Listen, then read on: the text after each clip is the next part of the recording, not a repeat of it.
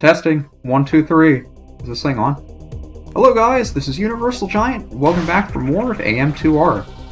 Last time, we took down the tester, got the plasma beam, turned on the tower, and encountered our first Zeta Metroid. Today, we have more Metroids to deal with, I guess. So if you just want to stay there and cooperate, that'd be marvelous.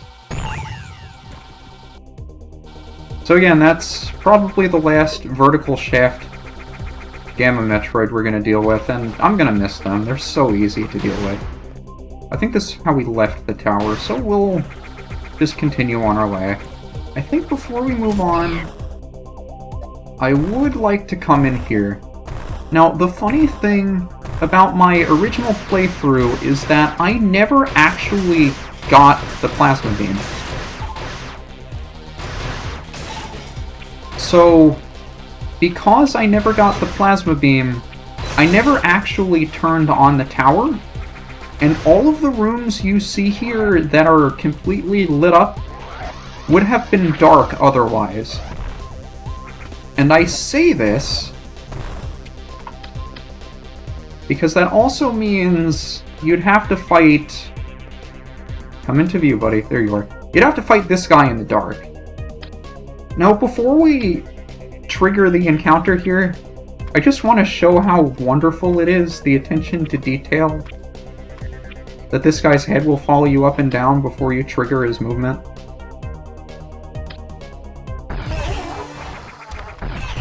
And one other thing is that Zeta Metroids in the original Metroid 2, and any other kind of Metroid you fight for that matter, was able to fly. But to keep in line with events from Fusion, I'm assuming, they made the decision to have these things fight you on the ground. You're gonna have to cooperate with me, buddy. Thank you. So, regardless of what kind of Metroid you were dealing with in the original Metroid 2, all of them were capable of flight, and you had to fight that way. I forgot we could go through here. Can we go through here? This is... Yeah, we can go through here. Alright, I think that's a bit excessive there, buddy. But Zeta Metroids, at least in this game, you have to fight on the ground, whereas they were able to fly in the original. And there were a number of other little changes like that that were made. I'm supposed to make things a little bit more difficult, but everything depends on the player, I guess.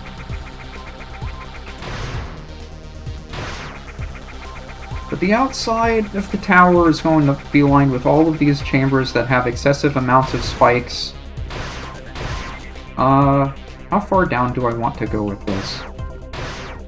You could probably tell what's coming. I'd just rather have an even playing ground to deal with.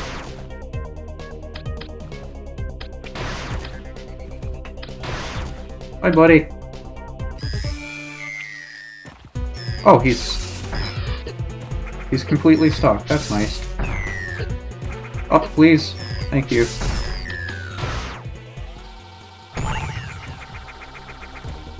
I love dealing with those things when you have space above you that you can just keep them there.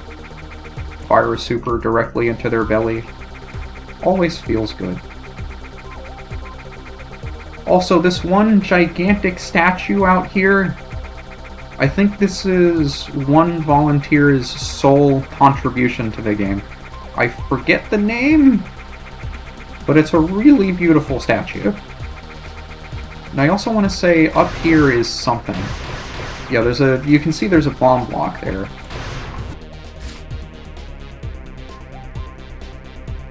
Now, at least it's marked on the map so you know that you have to do that. But otherwise, it's almost impossible to just find without bombing absolutely everything. And it looks like we found the one part of the tower that's still dark. I always forget exactly how to go through here. I think you normally want to stay as high as possible, and then work your way down at some point. Because you may have seen before, there's an energy tank in this section. And then you've probably also seen, I guess it's a good idea to mark as many of those blocks as we can with the plasma beam. But there's a missile tank over there we might want to get.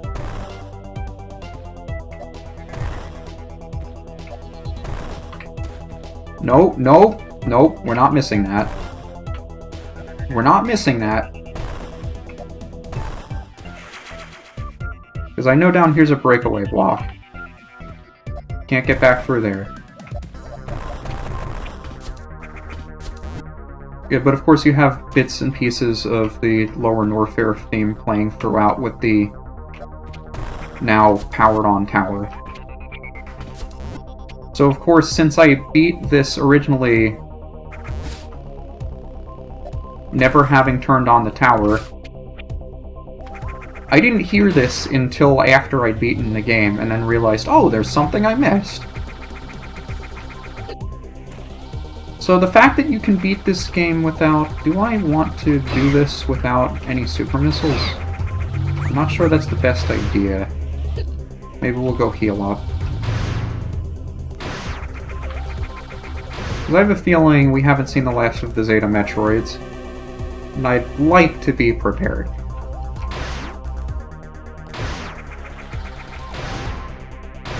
But it's pretty astounding the number of items that you can beat this game without ever collecting. And the plasma's one of them. All it does is make your beam even stronger and allow it to penetrate enemies. But it's obviously not necessary. And I forget exactly which items are.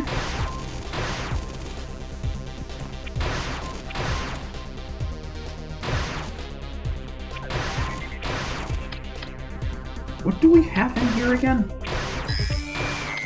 Oh, it's just a beta.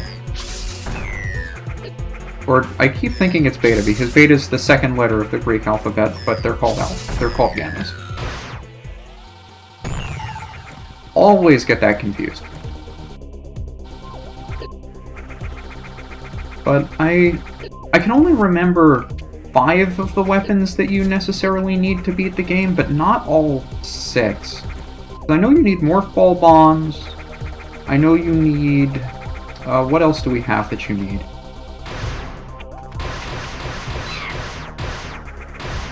Maybe it's best not to give away the ones we don't have.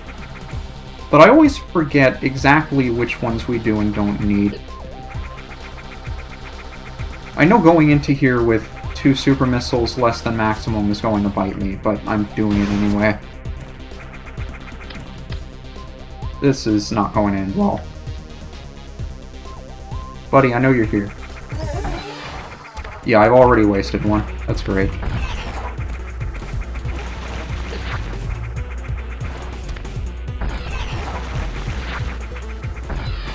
Two wasted!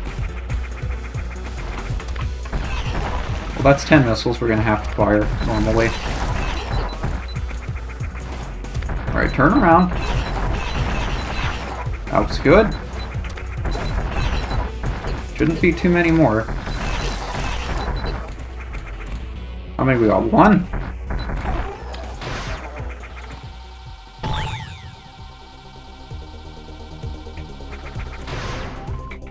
Let's see, is there anything else around the tower we necessarily need to get? There was that one pickup in there, but we weren't able to get it because it was blocked by a power bomb block. So it looks like we've cleared out everything else. All the Metroids around here are gone anyway.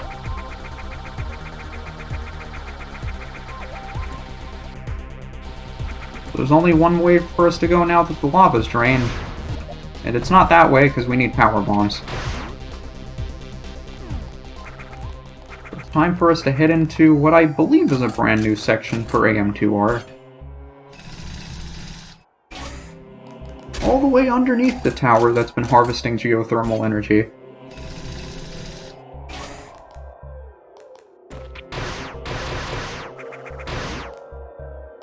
You're probably thinking to yourself, we came from all the way up there on the surface. This tower extends so far down. How much further down can we go? I mean, we've already hit lava level, essentially. You I'd rather not deal with.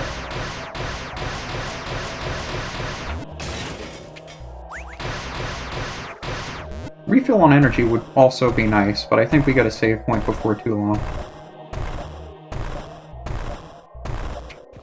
Sure is annoying to have to bomb things one by one, isn't it? Only we had a weapon that allowed us to do more than one at once. Sadly, we don't yet.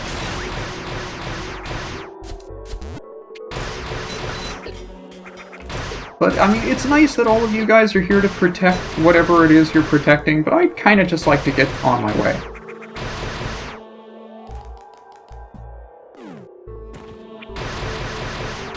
See how far down this tower really goes.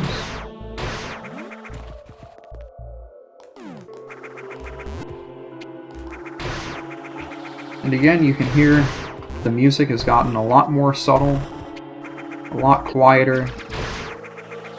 Start getting a bit on edge, wondering what's coming up next.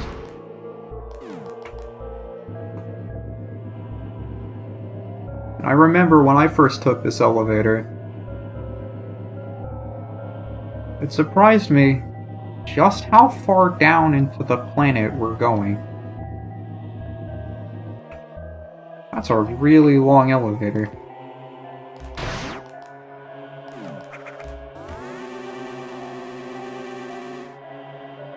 Well, we've come this far.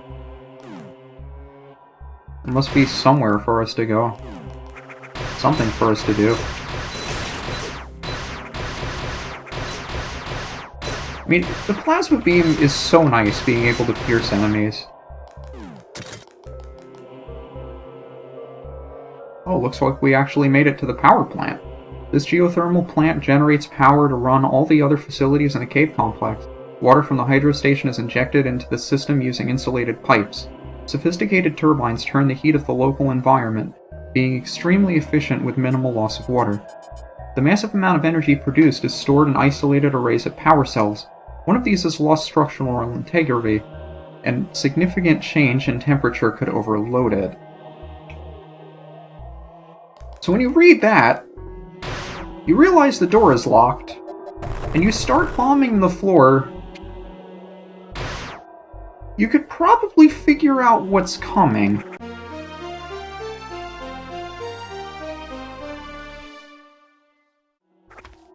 But let's pretend to be surprised.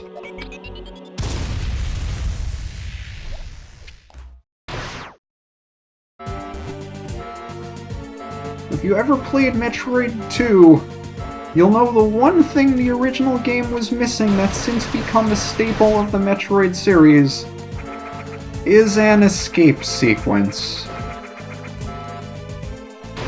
And unlike other games that use timers to let you know exactly how much time you have left, you get no such luxury in AM2R.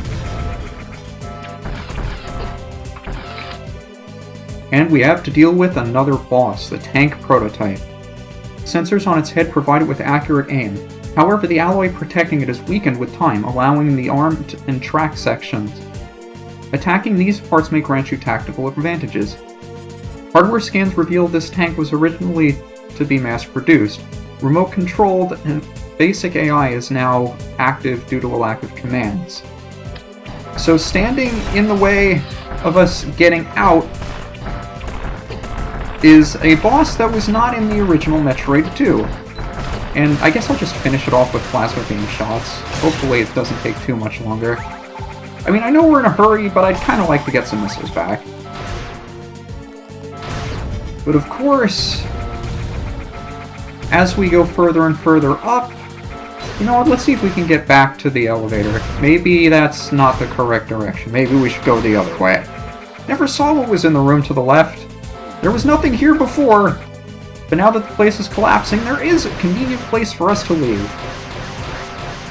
So I'd say we take what we can get and we leave as soon as possible. Now I think it's possible you can also get a shine spark through here if you want to go up the old-fashioned way. You can also just take the elevator. But it gives the game ample time to show you, in case you happen to have forgotten, the power cell temperature is not going down, and if that thing reaches the right side, we're done! So let's get out of here as fast as we possibly can.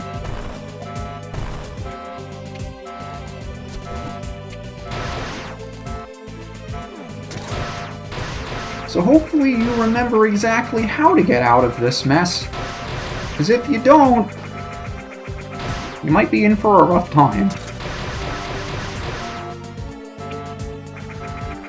Oh, I guess we can't go that way. Can't go that way either. Get down there, Samus.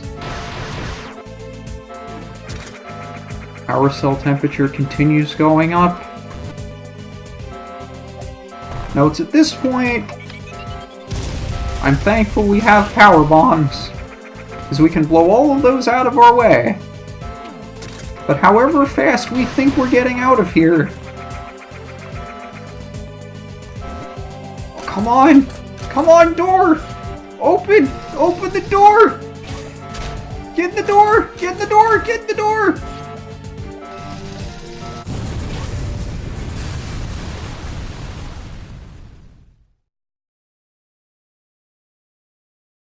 Are you alive? I think we just barely made it. Well, we have two options. We can go back down and see what's left, or we can go back out and try to get around the enemies to make it to the safe point.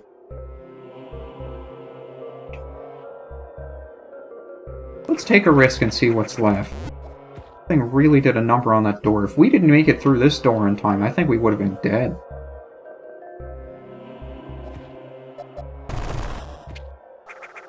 Not much is left down here.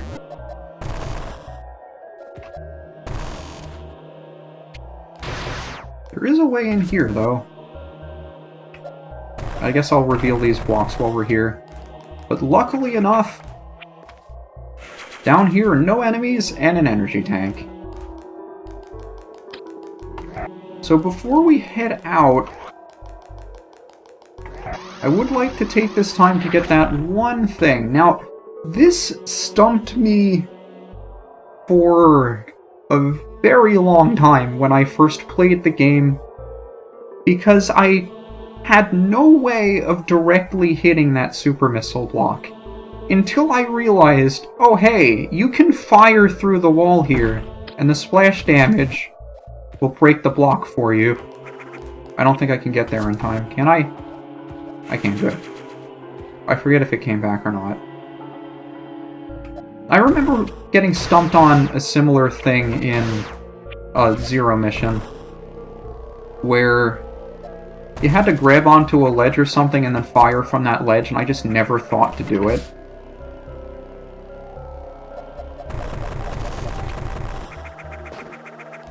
But that's pretty much all that's left down here. So I guess we'll work our way back up to the save point in the tower, and then we'll call it. I mean, there's plenty I'd like to say about the escape sequence here, but considering how close we are to the end, I think I'll just save it for next time. So until then, this is UniversalGiant. I'll see you around.